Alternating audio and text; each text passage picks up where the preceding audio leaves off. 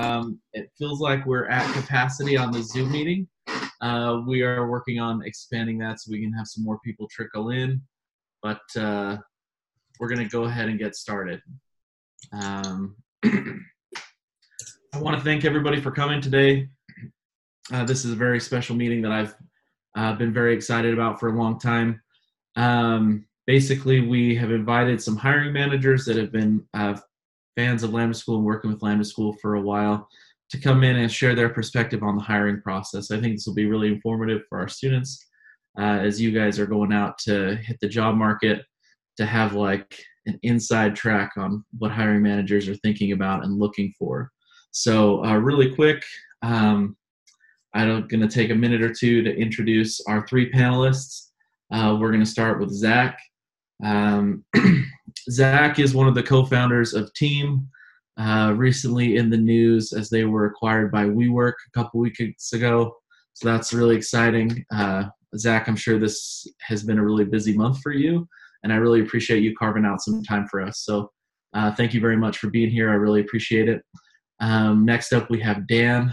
Dan is head of the HR organization at Nexient, which to date is the company that has hired more Lambda graduates than anyone else. You're up over, I mean, it's got to be like 10 people by now, Dan.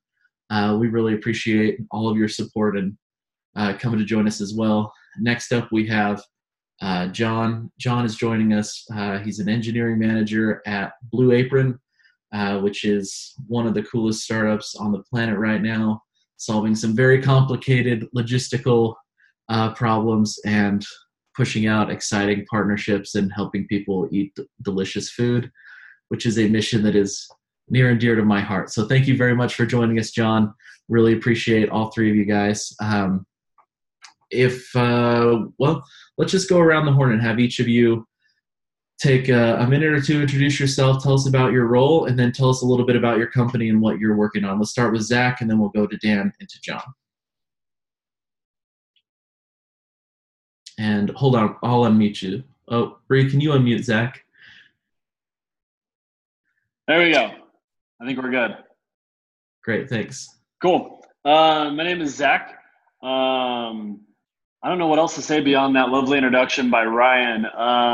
I started Team in 2013. It was just me. I'm a college dropout and wish I had something like Lambda because it makes way more sense for the way I learn. In that time, we've grown to about 120 people. And just a few weeks ago, we announced that we were acquired by WeWork. So we're Team, now WeWork company. Feel very fortunate to be a part of that crew. They're an incredible company with incredible growth.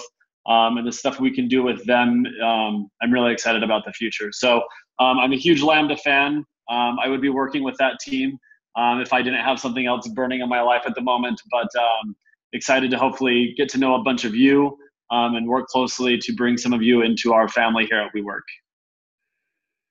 Great, thanks, Zach. Dan, wait, you're muted too. Hang on. Bree, will you unmute Dan and John? There we go.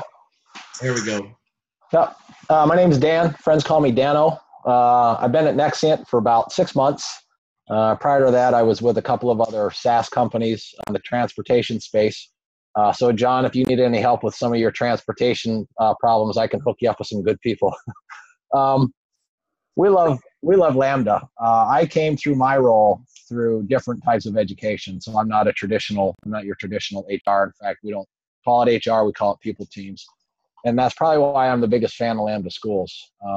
I love it when people from diverse backgrounds decide that they want to get into technology. We are better because we are wider that way. I don't want to be just deep, but we want to be wide. And we're big fans of Lambda School. Our Lambda graduates are some of our best developers. All of you coming from a different background than technology, awesome. Bring those experiences with you because we can learn with you. So it's good to have you. Thank you. John. Oh, whoops, I'm so muted.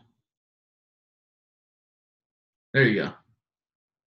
All right, cool. Hey everyone, I'm John. I've been at Blue Apron for about 2 years. I currently manage the consumer engineering team. So we have about 25 engineers that work on all of the customer-facing software, including our website, our native apps, and some of the kind of like ordering mechanics that underpin all of that. Prior to that, I worked at eBay page team. That was my first job in tech, and I think it's was a very good experience as far as learning how to write software at scale for a global market, and I think brought a lot of those good learnings to what I'm doing at Blue Apron. Awesome. Well, thanks, John. We're happy to have all of you guys here. Like I said, really appreciate you taking the time to meet with us. So just to get started, I think like the first question I wanted to discuss, and I think one of the most impactful things we can talk about, is when you have a candidate applies at your organization, either through your website or through an internal referral or an email from a buddy who's recommending them. You've got a link to their portfolio, you've got their resume, you've got a link to their GitHub. What is the very first thing that you do? Let's start with John.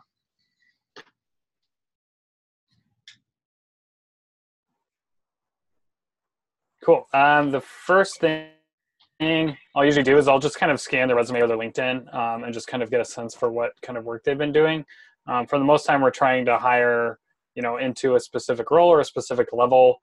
If it's something that's more senior, we might be looking for a particular knowledge with technologies or something like that. For a lot of new folks that are, just entering or it's going to be their first job, it's obviously there's probably not going to be a lot there. And so it is, I'll mostly kind of sense and get an idea for what their experience has been, whether that's going through school or doing something like Lambda school, what their life experience was like before that, understanding that there's a lot of different things that make people who they are.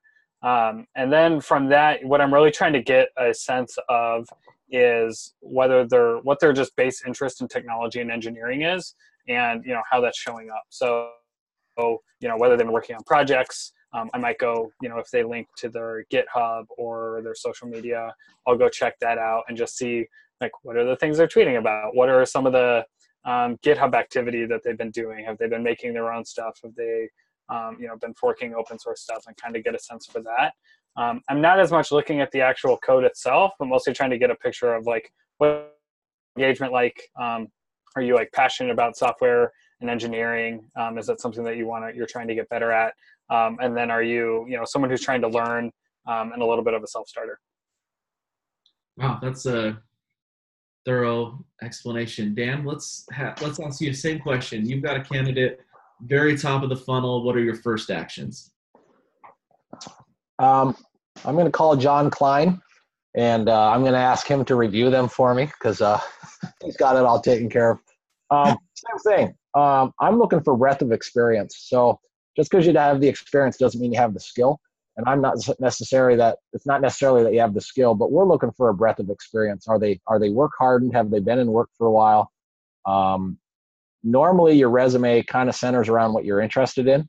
And so you can kind of gauge what their general interests are from an industry standpoint, from a technology standpoint. And then I'm looking for other life experiences. Are they putting things on there that kind of give me an idea of what they value in life, that give me an idea of where their interests lie, and if they're involved in other areas just as work, because we want to hire well-rounded people, and it's not necessarily all at work that you get well-rounded. We're looking for people who have experience in a lot of different areas. Yeah. Brett, that's interesting. I'd like to dig in on that just a little bit. So, Lambda School students come from a wide range of backgrounds, and for most of our graduates, they're applying for their first ever software job. So, like, what are some tips, what are some ways that they can capitalize on their non-software experience to get you excited to talk to them, knowing that they're career switchers and they're early in their software careers? Yeah. I never like the word career switchers because that's always got a negative connotation. I call them career pioneers. They're willing to jump from one career to another. I guess the first thing I'm looking for is if they're okay with switching careers. There's a big, running from failure and running towards success are two different directions. And one of the first things we try and discern is when you came become a software developer and when you're learning these skills, are you running towards something because you want to be there, or are you just doing this because what you were doing previously didn't work? Those are two separate directions for us. We can kind of figure that out with the passion that they show us in terms of their education. How much did they enjoy Lambda schools, the education? Did they dive into the studies, or was it something that, you know, they felt they had to do and not something that they really wanted to do? But for us, we've hired social workers, and we've hired guys that have poured cement. We've hired gals that were full-time in different industries and in factory work. And for me, when you get a well-rounded view of something, you just get a better perspective. One of our core values is collaboration. And we realize that when you have diverse thought and when you include everyone, your perspective changes a little bit. We would never want to tackle a project just from a purely tech standpoint, especially in our industry, because we service the retail industry, for example. And when you're putting together an MVP and when you're putting together user stories, people that shop retail online come from the same backgrounds as people that we hire. And so we want them to bring that perspective in. I don't want them to look at the technology that we're writing strictly as a developer, but I want them to look at, like, if they played a bass, or if they poured. Yeah, I see your bass there, Leon. It's nice. Fender Precision. Good job. So all of that stuff. We want to see if they're going to bring their own personal perspective into the job with them. And so by having a wide viewpoint like that, it really benefits us. We're better for having that. Yeah, that's terrific. I like that answer a lot. So Lambda School students, your takeaway from Dan is to make sure that you're running towards success, not away from failure. I think that's a really great distillable, quotable phrase. Zach, I want to get you in on this, but with kind of a different tilt on the question. So you've got a candidate's file in front of you. You just got a resume or portfolio or whatever it is. What are some things on there that are going to get you super excited to talk to somebody, an early career individual, somebody that's new to software, but what can they put on there to really get your attention and make you excited to talk to them? Whoop, you're still muted. Sorry. There we go. How about now? There we go. Yep. For me, I would echo what was stated earlier. I believe that 100% of resumes are bullshit, to use just kind of how I look at it. They're all a lie. You've talked to your family and your friends, and they've stuffed all the keywords, and you've put this beautiful alphabet soup across the whole thing with HTML and JS and all these frameworks to make you sound really amazing. You've made your jobs, no matter how big or small they are, more grandiose and better than they ever were. And you carefully curate a narrative that makes you look like the best person in the world. And while I appreciate that immensely, what I have to start to do is find the stink, essentially. You have smelly code. You'll hear that phrase a lot in development. You just can see some code and it's a little smelly and you know you need to do something about it. So I think I look for smelly resumes, and those kind of get filtered pretty quickly. So I'm looking for authenticity, people who are upfront about where their GitHub repos are, where their Twitter is, where I can find them and see how they show themselves up in the community. Are they speakers? Are they sharing what they know to the rest of the community, and what's kind of their passion and ticks? Because I want people who are passionate about something outside of engineering. People who are passionate tend to bring that fire to the office and into their work. And I want to find passion somewhere. So I'm desperately trying to find a narrative that connects all your path together. So it doesn't matter. My path was from Cold Stone to an agency to the startup to an acquisition. And there's a narrative in there the whole way through. And my best bet is to make that very clear in my resume. And the more that I see a story being told about a human and their human experience, that's what I start to look for, is authenticity and that story. That's a great authenticity. I think is super important. But you said something that I really find interesting. You're looking for stink on a resume. Let's talk about stink, guys. What are some of the most concerning red flags that you see pop up especially on early career individuals? Like, what is an immediate recycle bin for you? Let's start with Zach. Keyword stuffing. I am notorious in engineering reviews. I have a stack of papers with every language that you put on your resume, and I will ask you to do a small something in every language that you list. So if you say you're good at Java, I will ask you to instantiate an object in Java and make it do a thing. If it's JavaScript, we will write a prototype function just to see where you're at. And that continues until we exhaust your alphabet soup so I can understand what is true and what is false. So keyword stuffing is always my first red flag. If I see like a block of text that says I'm really good at all these languages, I understand they're all semantics, but I also understand that you probably are very good at all of them. And anyone who writes Microsoft Office as a skill is always a red flag for some reason for me. That's just my personal experience. But if you say you're good at Microsoft Office, I have a lot of questions. So that's a really great answer. Dan, same question. Red flags that are just immediate recycle bin. I don't know. I don't do a lot of the tech reviews. I have a tech team that does that. My background's not from technology. I try not to filter out too many red flags if I see misspelled words or if I see some bad font or if I see something like that, because some people just are not good at that. That doesn't show me what their core is. It just shows me that they weren't very good at English, and I sucked at English, right? I failed every English class I ever had.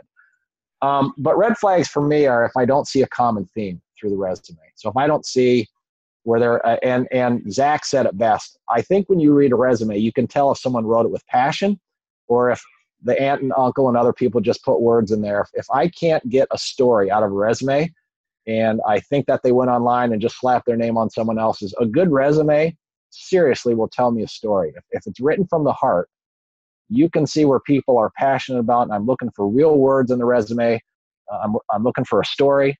So the red flags for me are if there's no continuity between jobs, if there's no segue, I just don't spend time on resumes that I feel don't show a life story behind them.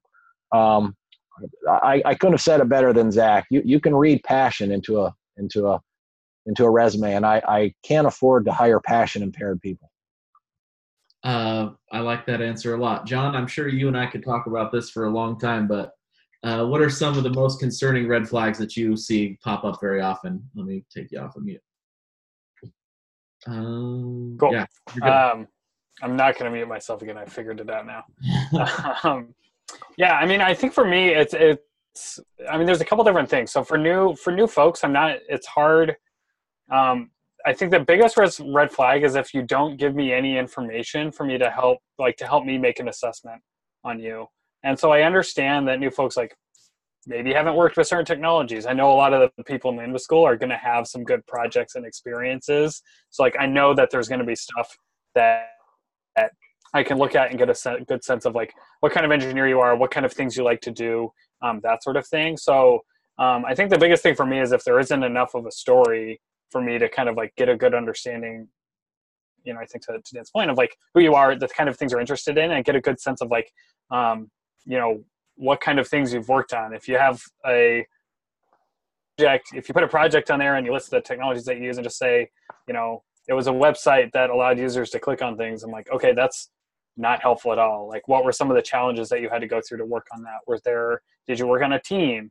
Were you using source control? Did you deploy it to, on Heroku or Glitch or something like that? So I think for a lot of me, the biggest red flag is when there just isn't enough information for me to really make a good assessment, or if what's there just is not descriptive enough to kind of give me a little bit more detail as to what's going on. I'm also, I think maybe differently from Dan, I am a bit of a stickler on spelling or those sorts of things where it's we have a lot of, most things have kind of a word check. And I think for me, that speaks more to attention to detail. And, attention to detail is something that's really important as an engineer, as far as making sure that you, didn't push a bug or, that you're QAing all the different things that need to be tested. So that is something that where, one or two is fine, but if it's a bunch of issues or spelling things, and it doesn't look to me like you know, about the document that you're trying to put forward. You know, that's, I think, one of the big factors for me. Yeah. That's interesting. And I want to highlight something real quick, students. You'll notice that John and Dan they had a disagreement about how important grammar and spelling are on a resume. Now, you will find that throughout the hiring process, you're probably going to meet with more than one individual at every company, and each of those people have things that they care about more than others.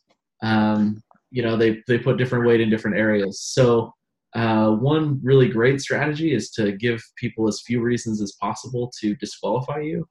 And I think that this just highlights a really good example. So if you were going through and John and Dan were in the same organization, Dan might have passed on you, but then Dan might have passed you through, and then John might have passed on you for the same situation. So that's just something to be aware of. Like, everybody's looking for different things, and sometimes it can be pretty arbitrary. But that's not to say it's like right or wrong. Moving on to another question that I would like to talk about a little bit. Once you've got a candidate, you've got them sourced, the resume was telling a story, everything looked good, you've brought them in for an interview. What are you trying to figure out about that person? Yes or no, I can bring them onto my team. Like, what is the question in your mind you're trying to answer? And give me the one most important question you're looking for an early career individual. And Zach, you smiled, so I'm going to go to you first. Oh no, this mute situation. Oh wait, I think we toggled each other. Here, I'm gonna click it. Wait, there we go. All right. No, you're muted again. We've got 3 people trying to unmute Zach. Hands up. Bree, you got it? What is going on? Technical difficulties. There we go. Helps. Yeah, there we go. We figured out the mute. That's that way. Technology. Future's amazing. Oh my God. I laugh because this. I get invited. I'm really lucky to be able to interview a lot of people because I hold a lot of the culture at team. And my number one goal is to figure out who you actually are as an individual. I don't care how amazing or terrible you are at programming. I don't care about a whole lot of things, but I do care that you're a really awesome person who's passionate, who's dedicated, who's reliable. I have to spend 8 hours of my freaking day with you, and so you better be a really cool person. And we should be able to connect and communicate at a very real level, and also a very professional level. And so for me, it's, again, your resume is nice. It's a lie. Everything you're answering to me is a lie. You've been practicing that with a career advisor or your family members, and you've been running through it, and you've got a great example of the one time you screwed up and you made it better. That's always the classic question that drives me insane. But I really want to understand what makes you tick and why you are the way you are and how you came here and where you're trying to go, so we can try to maximize our time together and really make the best. It's a benefit. It's a two-way street. I also am curious how engaged you are in the process. If you don't ask me a single question and have not done your diligence on our company or me as an individual, that's a massive red flag. I expect the interview to be overtaken by the person in the other side of the table, asking me what languages we use, why we chose them, what our problems are, what our loves and hates are about the culture. And that is more telling what someone asks me than any question I could ever ask them. That's a great thorough answer. Dan, same question for you. Somebody comes in for an interview. What is the one question you're trying to answer? For me, it's curiosity. Are you curious? And Zach, you said it, you're curious what they are. Curiosity is the beginning of learning. And if you're not curious, if you don't have this insatiable itch that you got to scratch in terms of how things happen, I just don't, we don't offer jobs at Nexient. We offer an opportunity to learn. And learning begins with curiosity. Learning begins with looking at something and saying, how the hell did that work? Or how does that go together? Or why did it happen that way? Or what's going on here? And if I can't get a good sense that someone walking in doesn't have a deep sense of curiosity on anything and everything, I just don't have a spot for them. Because if they're not curious, then they're not going to ask questions about how they can do things better, how they can improve, how they can help other people. They're going to take things as they are and not try and change the world. And I want curious people. That's great. We preach that a lot at Lambda School, and I think our students have curiosity in spades. Yeah. John, how about you? What's your question?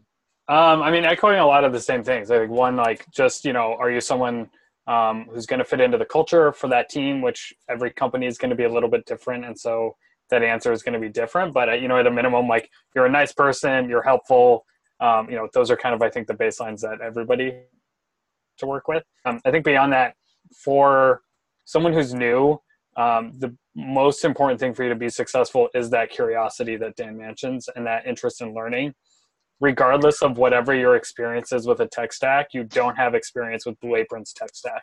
And you know Ruby, you know Rails, and you might know React, but as soon as you come in the door, a lot of that's going to go out in the window because we have 6 years of tech debt that we're trying to climb out of. So, like, no matter what, you're going to have that interest to learn and get that. And so that's one of the biggest things that I'm looking for in, people who are junior or coming into an entry level role is, what's their interest in learning? Are they someone who's a bit of a self-starter and can kind of, is going to work to unblock themselves and get some of that thing? So, those are kind of the two main things we're looking for. Okay, let me ask you a insane hypothetical question. Let's say you had somebody with a bunch of great experience and like demonstrated proficiency in like Ruby, Rails, React, like somebody hit from the core team on one of those projects, was just incredible technically, huge open source contributions. You could look at a resume for days, but they came in and it was very clear that they were not curious. They didn't have that curiosity and they didn't have the culture fit. Like, would you take a chance on somebody that was a super brilliant jerk? Or is curiosity more important to you than anything else? I mean, curiosity is way more important. I think, like, in that case, it's kind of hard because I think, like, I don't think you can get to a position like that if you weren't curious. But, let's say someone who, like, has that skill. No, definitely not, because at the end of the day, you're working with other people. Programming is a collaborative thing. It's not something that you do in isolation. You're working on a team. You're working through. You're updating code that was written by someone else. Someone is going to update your code at some point in the future. And so I think having someone who's interested in helping that out and trying to, move themselves and the team forward is really important. Yeah, I agree with you 100%. To me, it's much easier to train people on technical skills than it is to give them a fire for curiosity. And just as kind of a follow-up question to that and to what we've been talking about, this was a question that was brought up by one of our students, but I thought it was really appropriate. Look back on your careers, guys, and think of the most successful hires you've made from people that were early in their career. Like, what are some things beyond just the curiosity that we've already covered, but what are some attributes that those people shared that were common? Like, what are some characteristics or behaviors that people who really excel in this field share? And let's start with John on that one. That's a great question. I think, it really does come down to all of those things. And I think as, when we were talking to people or going through the interview process with these folks, it was, their enthusiasm came out. And obviously that's going to look different for everyone. If someone's really extroverted, that might be very visible. But if someone's introverted, their enthusiasm is going to show in different ways. But I think that was something that was there for everyone, that when we were talking about a problem, they, were excited to learn something as part of the interview process, or, to hear more about the kind of software that we were building, or just like, whoa, that sounds really cool, is kind of a great signal. And I think another part too is maybe a little bit more self-aware, where they ran it, if in the interview process they didn't reach, they kind of got stuck on a problem, they kind of acknowledged it and didn't realize like, oh, I don't actually know how to do that, I haven't understood that part, or I'm not familiar with this kind of problem. What are some of the first steps? I think that like self-awareness is a really good sign, because that means that they're going to know the areas that they need to dig into deeper, that they need to go learn more when they actually get in the job. Great answer. Zach, same question. Are we muted again? Are we going to do the dance around the mute button another time?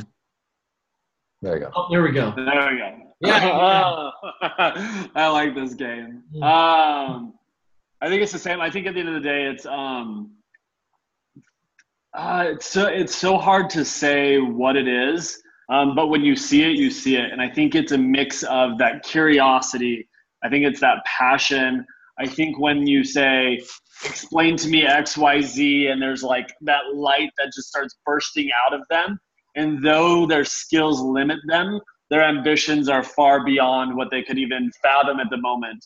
And if I can ever catch a hint of that passion and that excitement, the desire to be something bigger, I will gladly pull those people into the room and put them with the right people, so that we can start polishing that rough jewel into a diamond. And if we can get someone out the door in however long they choose to be with us, we're in a really great place. But it's really hard to explain, but it's enthusiasm, and it's this charisma and air that you carry. If you walk in and your shoulders are hunched and you're really depressed and you don't know what you're doing and you don't instill confidence in me, it's going to be a hard uphill battle through the whole interview. But if you just literally are falling out of your chair and can barely contain yourself when you talk about JavaScript, by all means, we will talk about capturing self for hours. That's interesting. Dan, what are your thoughts here? Like, what are some things that you've seen help intrinsically? For me, I think it's three things. I'm going to give you two books that I think are critical. The first thing I look for is mindset. So Dr. Carol Dweck, DWECK, wrote a book called Mindset. And there's a difference between a fixed mindset and a growth mindset. Fixed mindset says I can't do it. Intelligence is fixed. People are good at it because they're naturally good at it, and it's bullshit. People are good at stuff because they work hard and because they're willing to fail. So Dr. Carol Dweck's book on mindset, I'm looking for the people who have been successful in our companies have come in with a growth mindset, not afraid to try, not afraid to fail, not afraid to admit that they made a mistake, and then they're going to learn from their mistakes. So number one, we're looking for someone with a growth mindset. Those people have been successful. Number two, it's been the people who have grit. And Dr. Angela Duckworth has done a lot of work on grit. And she has a book out now on grit. And grit is a mixture of passion and perseverance. Are you passionate about what you're doing? And is something inside of you driving you? And the people who have been incredibly successful in our organizations have had this thing called grit. And they have courage to move on. They have resiliency. They understand that failure is not time-based. They understand that, they'll make a mistake. In fact, they don't fail. They just make mistakes. Failing is so final, and mistakes are when you have a safety net around you. So the difference between a mistake and a failure is just a mistake is just a failure with a safety net. And the safety net is your team. They're not going to let you fail. You're going to make mistakes and you're going to learn. So A, a growth mindset. B, do you have grit? And then C, they were very appreciative of the opportunity that was afforded to them. People who come into an organization who feel that once they're there, the organization owes them something, they're entitled. And the people in our organizations who are really good come in every day with a grateful heart, a grateful spirit. They're thankful for the opportunity, and they show that. Okay, let's unpack that one a little bit too. So people who come in and are grateful and are working hard, they have the grit, they have everything that you wanted. As an organization, how do you treat that person compared to, say, someone that's lacking those things, like when reviews come around, promotions, like that kind of thing? Yeah. Clarify your question a little more. How do we treat them differently? Is that what you're asking? Yeah, I mean, like you, somebody comes into your organization and has the grit, has the growth mindset, has the humility, coachability, Sure. entitlement. Like, what does the trajectory for that person look like compared to somebody who comes in and is lacking those things? Yeah, your trajectory is based on you, not me. Right? Jobs may come and jobs may go, but your career belongs to you.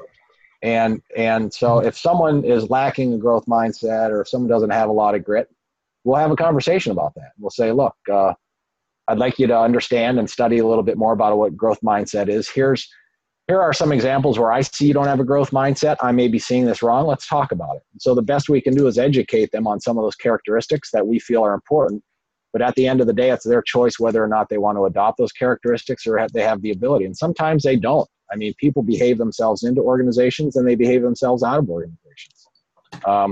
I never liked the phrase that we're an employer of choice, because that to me is kind of like a statue in a harbor that says, give me your tired, your poor, your huddled masses yearning to breathe. We'll take anyone, right? I'm not going to take anyone.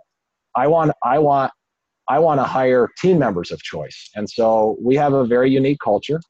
And if you don't have a growth mindset, if we hired you and we discover later on that you don't, we're going to work our asses off to help you get there. But at the end, I can't get you there. I can only create an environment to help you get there. You have to make that choice. Yeah. I think that's great. I'm going to change directions completely right now. Let's talk about, Lambda School is a non-traditional form of education. It's kind of a new idea. Our students come from different backgrounds than what a lot of, the traditional like high school 4-year computer science with some internships into an entry-level position somewhere. What are some steps that you guys have seen or are taking in your organizations to open more doors for people with different backgrounds? Or what do you see are some of the benefits of working with people from different backgrounds? Let's start with Zach on that one. We had a board member who runs parity.org and made us really, and I just got an email about it a few minutes ago about, our metrics as a company and what we're doing to bring in different viewpoints into the company. One of the things that I was shocked by, and in hindsight, it seems really obvious. And when I say it's really obvious, you can actually bias a job posting and skew it male or female. And that was something we had to work to rewrite and be considerate of all people. And it was just unconscious. It wasn't intentional by any means, but we just weren't really thinking about it. Here at Team, I love that we have a culture of incredible diversity. We've got a mortician, we've got Mormons, we've got atheists, we've got funeral embalmers, we've got polyamorous lovers, we've got everything here at Team. And what we love is that everyone is unique and has a different background to inform their viewpoints. And so if we get groupthink, which happens in some organizations where everyone is exactly the same, we will eventually die and only be able to serve the customers that we think exist. But by having a lot of people around the table, we're able to inform different opinions. And so if you don't speak good English, you have bad, typing, get some friends to support you and make you stronger and get you through that. But don't be ashamed of who you are and where you came from, because it is one of the most incredible assets that you have as an individual. A lot of people can write code. What makes you different? And that's what I have to ask myself when I'm hiring. That's a really good attitude. A lot of people can write code. What makes you different? John, same question to you, man. What steps what are programs that Blue Apron's participating in to promote diversity, especially with background? Yeah, I think probably the biggest one that we've maybe been more open about publicly and has a lot more formal support behind it has been our partnership with a nonprofit here in New York City that's called Coalition for Queens. And they actually just renamed themselves to Pursuit. But very similar to Lambda School, it's a kind of 6 to 9 month long program to help people who are coming from different backgrounds get basic technologies or basic skills and technologies so that they can get entry level software engineering roles. So very very similar to Lambda School, but focused mostly on the New York area.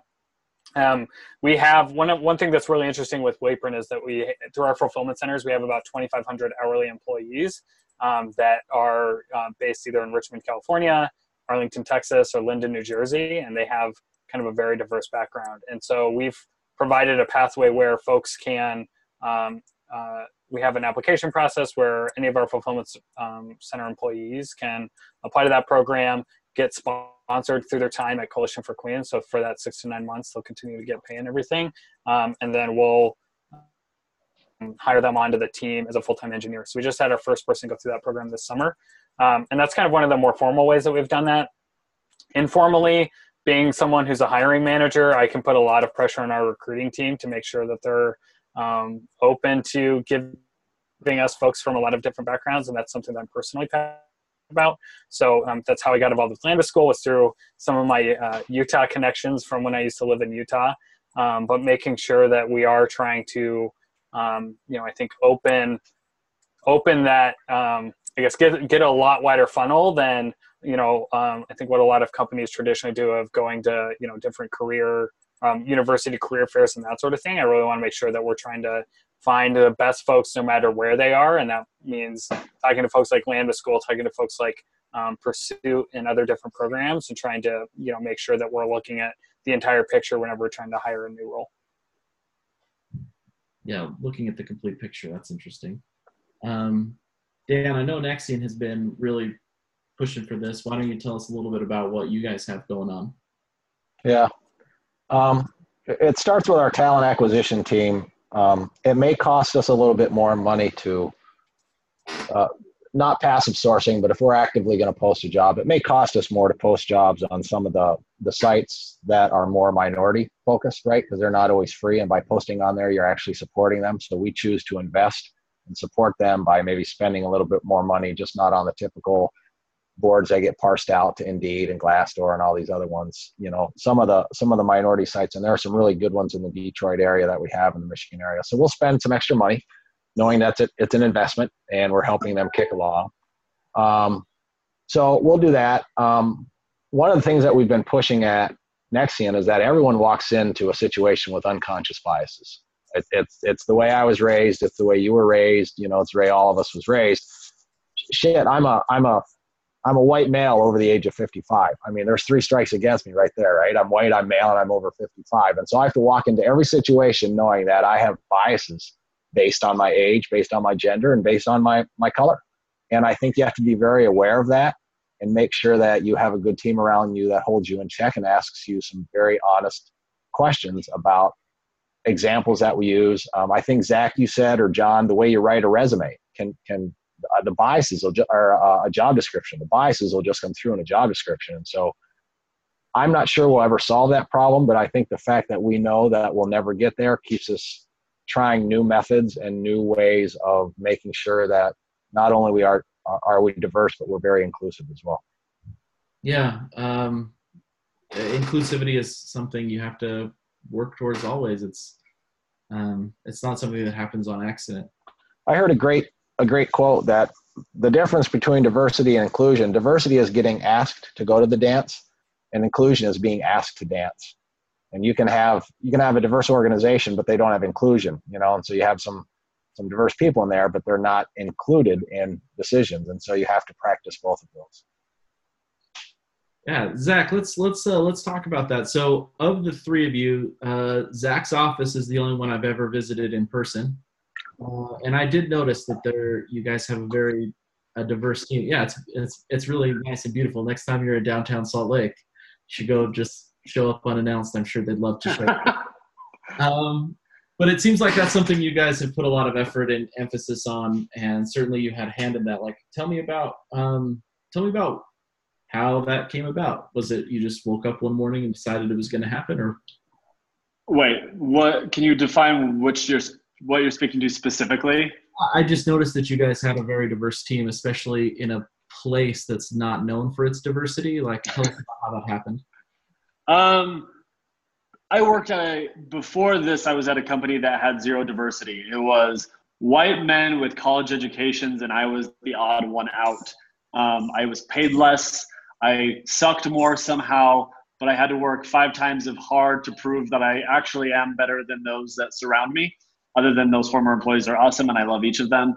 And so when I came out of that situation, I wanted to create a place, whatever I did next, that would support people wherever they were at in their journey, and that we could be a place for them to feel that they could explore without too many consequences, that they could find people of different opinions, that they could just be themselves. And I'm really grateful that we have a culture that supports everyone just showing up and doing their best work. I don't believe that you should ever get in the way of anyone just being themselves. There's no reason for me to ever get in your way as a human, because that makes your work less than, and I want the best work. So it was very intentional. It was very selfish. And I'm really happy that despite the climate we have here in Salt Lake City, Utah, we have a very unique and bizarre culture that's my P.T. Barnum collection of unique misfit toys, and I love it. That's a great way to describe it. Okay, Charles.